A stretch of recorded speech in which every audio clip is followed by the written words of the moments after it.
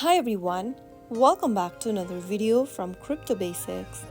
In today's video, we will be learning how to change theme on your SafePal Wallet app. To change the theme in the SafePal app, first of all, open up the SafePal application on your mobile device and log into your account. Once you are logged in, go to the gear button at the top left corner of the screen. This will then open up the settings menu where you need to tap on Appearance. In the pop-up, click on Light Mode, or if you have light mode turned on already, you can tap on Dark Mode. Select one of the options and you will be able to change your appearance or your theme in SafePal. If you want to auto-set appearance on the app, you can tap on Use Device Settings and your theme will be changed automatically according to your device's setting.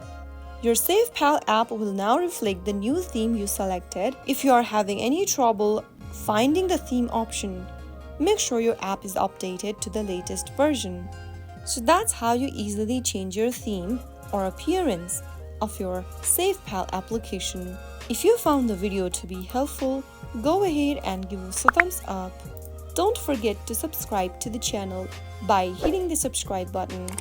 Press the bell icon so that you'll never miss another upcoming upload from us. I will be back again in the next video. Thank you.